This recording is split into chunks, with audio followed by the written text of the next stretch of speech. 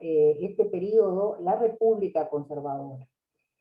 Nosotros lo que tratamos de explicar en esta cátedra Historia de la Nación Latinoamericana, o perdón, Historia Latinoamericana Contemporánea, es un poco la consecuencia de la historia de todo el continente, de su cultura, de sus raíces, de su historia común.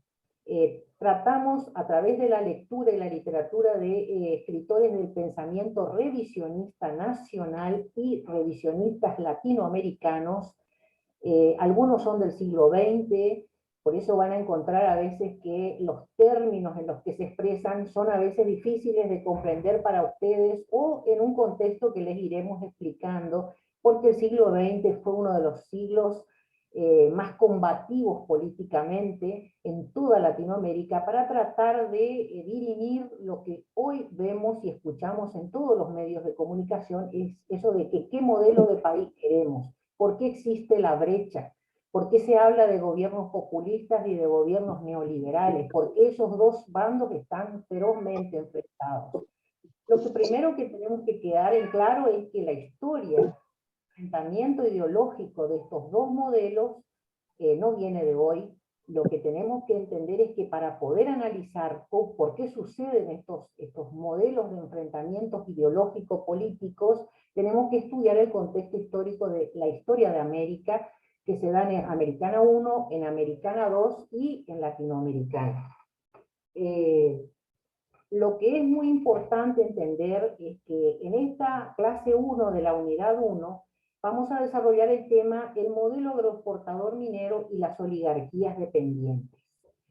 En la unidad 1 abarca, como dice ahí, está escrito en el texto que hoy subimos a la plataforma, del periodo de 1860 a 1930. ¿Qué pasa en este tramo?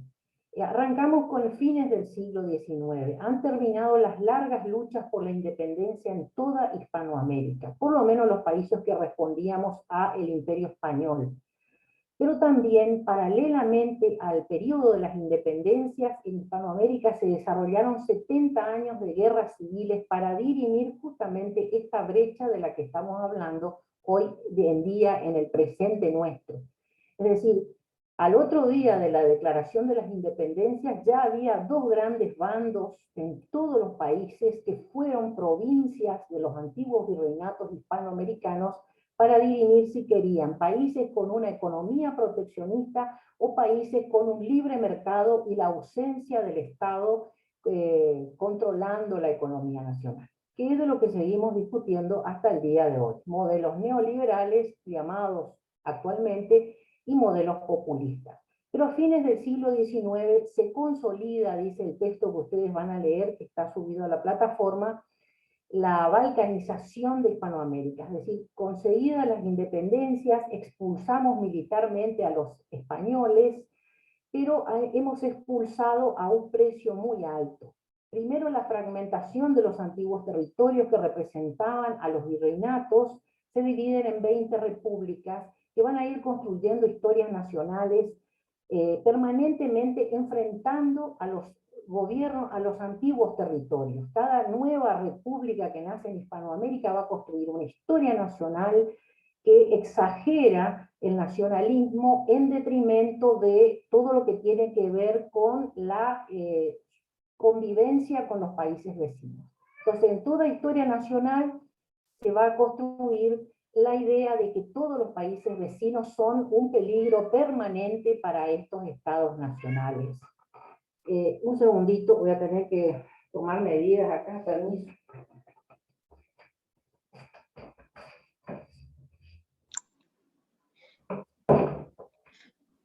Se escuchaba un miau, miau.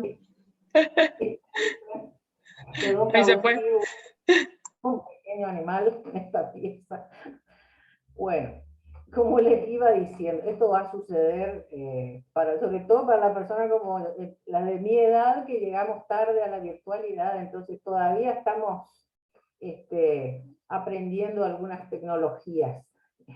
Gracias a profesoras como Leandra y el profesores más jóvenes que estamos hoy pudiendo dictar esta clase. En este periodo, decíamos entonces, se forma lo que nosotros llamamos las clases sociales, que van a ser las rectoras de lo que llamamos las naciones conservadoras, las repúblicas conservadoras. Lo que vamos a llamar, y lo que vamos a estudiar en toda la unidad 1, en las siguientes 5 clases, son lo que se llaman las oligarquías conservadoras, las oligarquías dependientes. Ahora vamos a ver por qué. Porque estaba formada por grupos de familias de terratenientes que tenían el control de la inmensa cantidad de terrenos que concentraban a toda la riqueza en materia prima que era exigida por el mercado mundial de fines del siglo XIX. En ese contexto, el imperio más poderoso desde la mirada de los historiadores revisionistas, el imperio más poderoso industrializado y más poderoso, que tenía mucho poder sobre las economías latinoamericanas recién independizadas y recién terminadas de luchar en las guerras civiles, es precisamente el Imperio Británico, el que nosotros vamos a llamar Imperio Británico. ¿Qué sucedía? En ese momento todo el sistema financiero de Europa estaba pasando por un auge económico extraordinario, era la segunda etapa de la Revolución Industrial. Ellos necesitaban con urgencia que todas nuestras materias primas de los países recién independizados y por lo tanto muy endeudados y con una economía todavía en formación y en esa perpetua lucha de las dos grandes corrientes y tendencias ideológicas que se formaron en Hispanoamérica, en ese proceso nosotros necesitábamos insertarnos o pagar la deuda externa, que ya en ese momento llevaba casi un siglo, estábamos a fines del siglo XIX, ya teníamos una deuda externa de casi un siglo.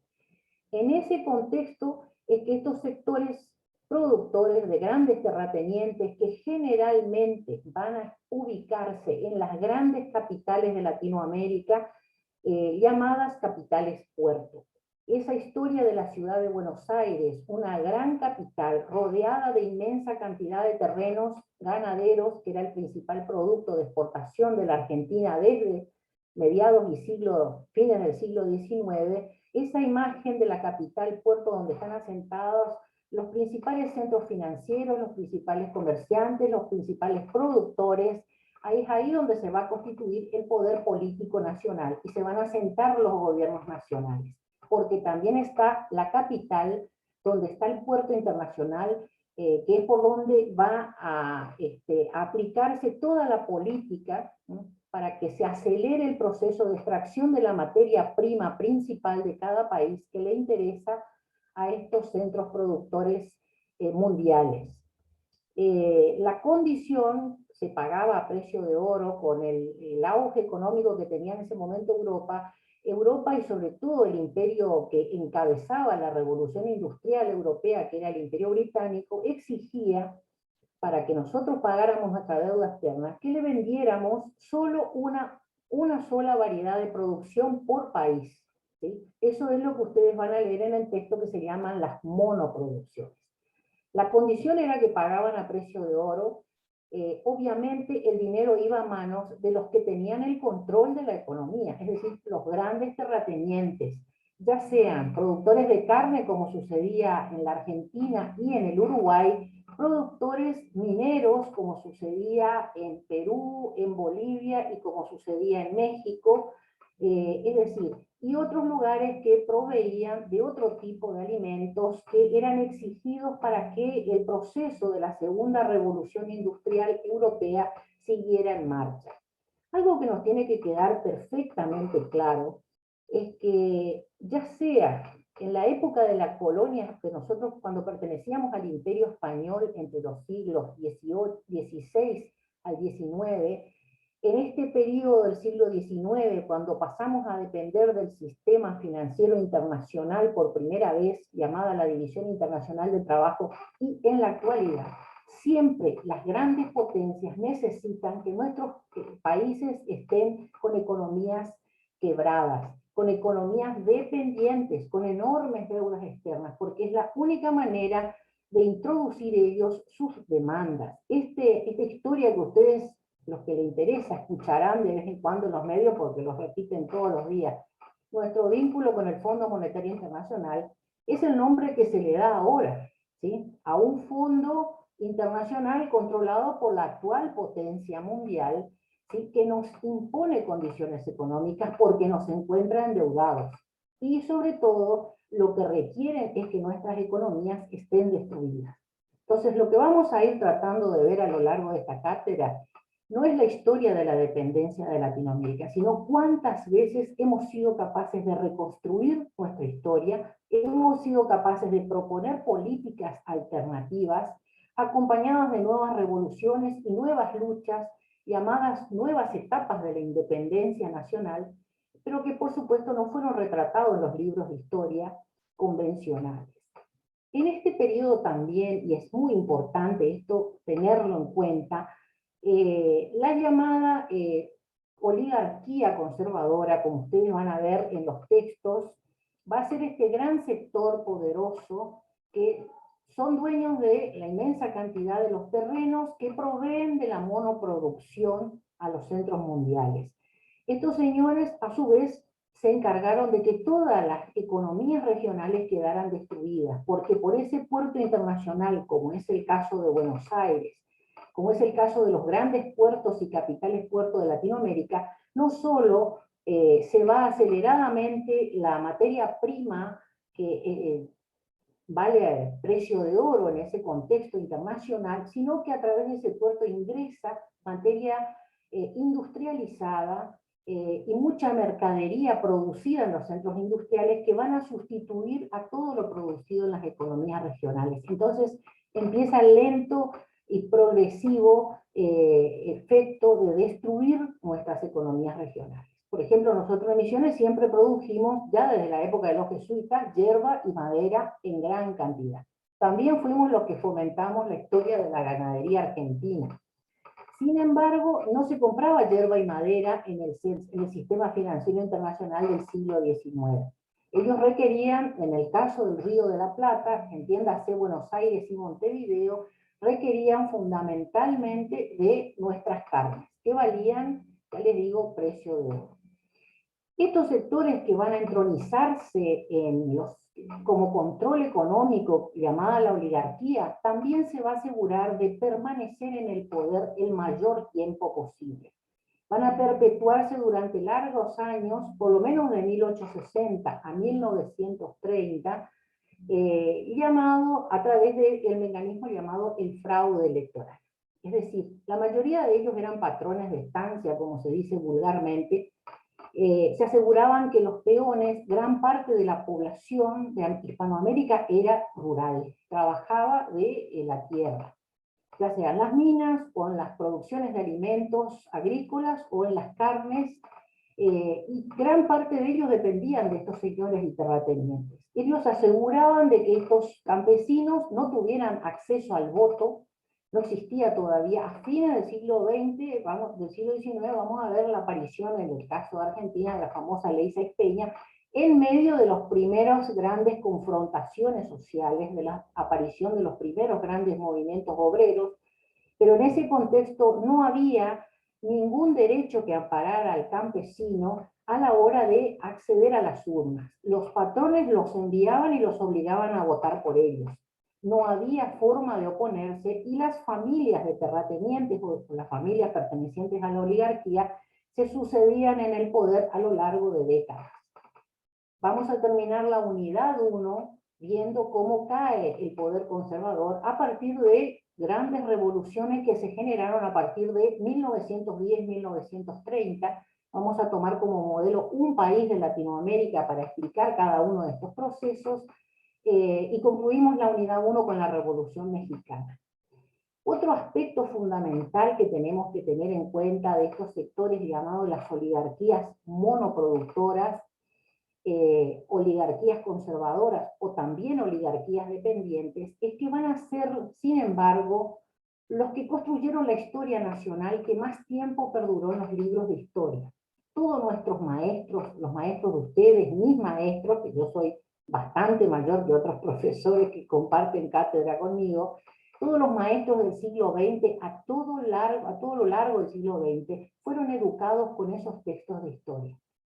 El modelo de la educación pública gratuita, obligatoria, que fue uno de los grandes logros en el caso de la Argentina y otros países de Latinoamérica, a través nuestro, en el caso de la figura de Domingo Faustino Sarmiento, él perteneció, sin embargo, irónicamente a esos sectores conservadores.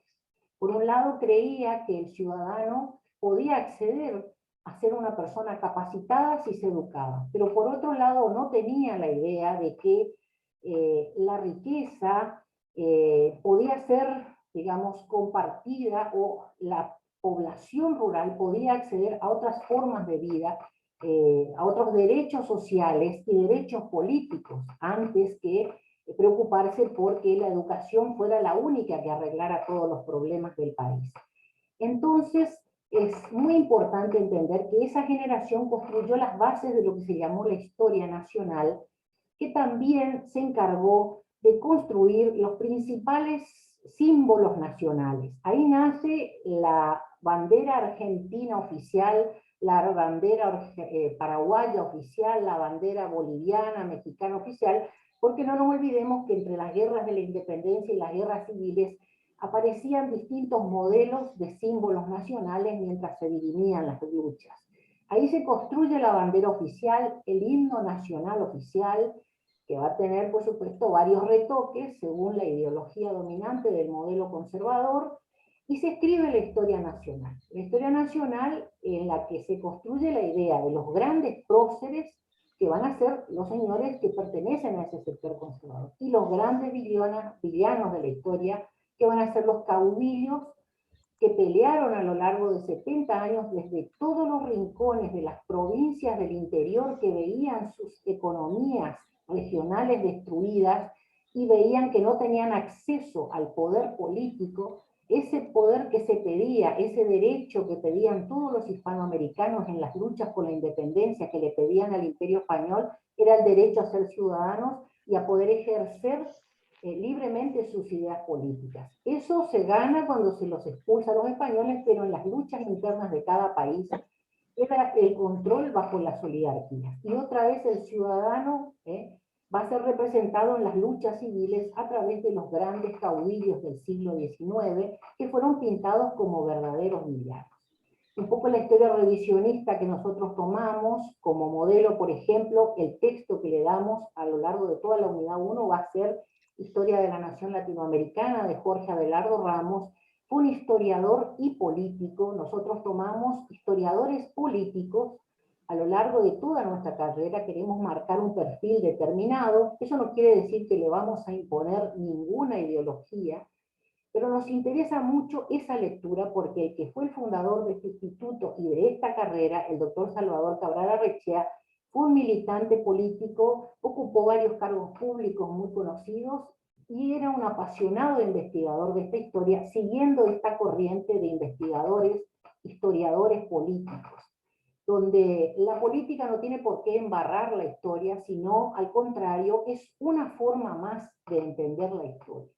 Y al contrario, tenemos que aprender a tener una mirada más madura para la hora en la que nosotros decidamos por quién vamos a votar. Entonces, introducir la política dentro del relato histórico no tiene por qué estar mal. Estaba muy mal visto en el siglo XX, y ni hablemos en este periodo en que nosotros fuimos educados por los estándares educativos de estas historias nacionales.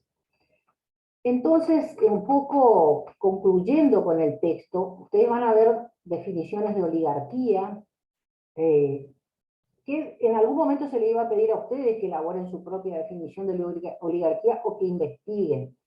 Pero en este caso nosotros lo que queremos es hablar no de cualquier oligarquía, porque ya sabemos que la definición se remite a la Grecia clásica. Nos interesa entender qué eran las oligarquías latinoamericanas de fines del siglo XIX y principios del XX. ¿Sí?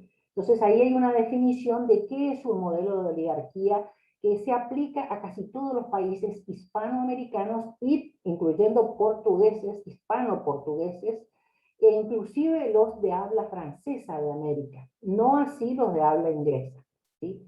Porque como ya veremos después, los descendientes del imperio británico van a ocupar un rol preponderante y van a desplazar al imperio británico en el control de Hispanoamérica.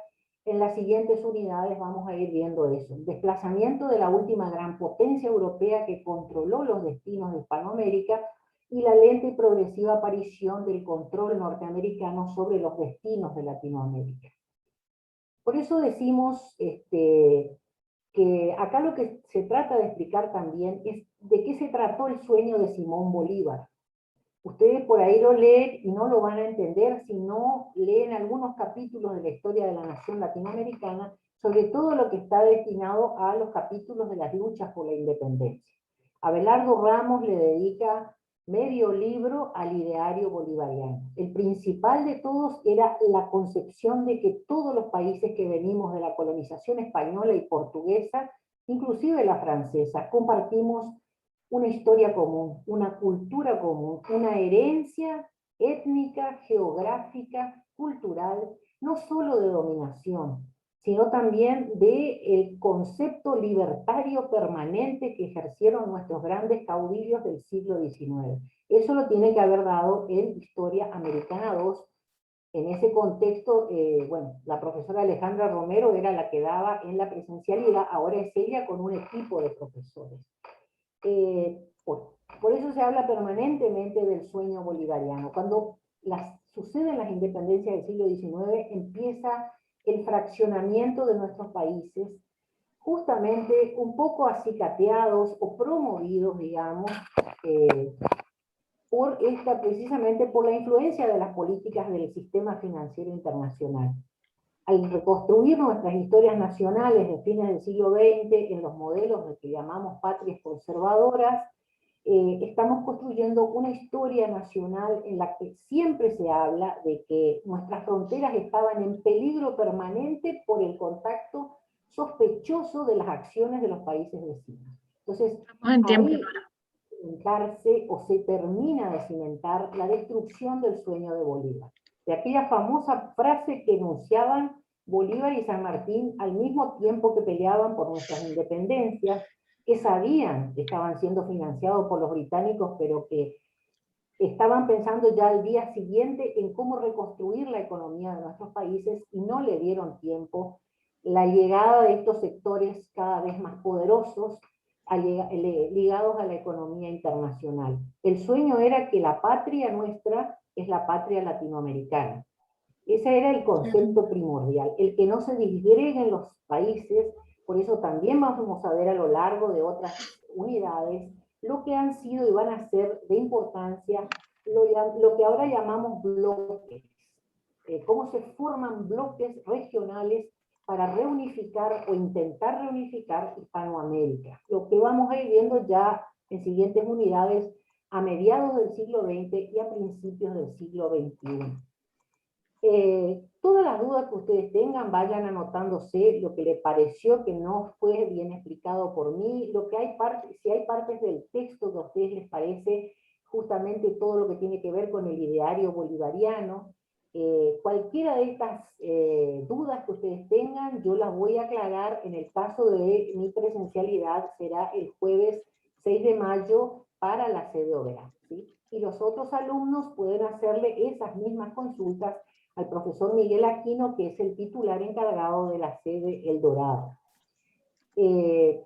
Otro aspecto importante que también está incluido en este texto es el tema de, vamos a ver en los libros de historia convencionales, que estos grandes líderes, estos grandes próceres, que fueron presidentes que quedaron grabados en la historia nacional porque ellos construyeron la historia nacional. Nadie duda que el general Mitre, Domingo Faustino Sarmiento, el general Roca, fueron los grandes constructores de este periodo de la patria llamada conservadora por los historiadores revisionistas.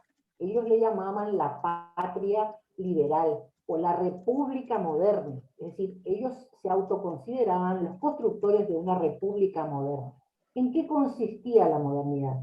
Por primera vez llega tecnología de punta del extranjero, de estos grandes centros industriales, Nora, como el perdón, nos queda un minutito y se corta. sería para que ustedes entiendan lo que sería la primera generación de celulares.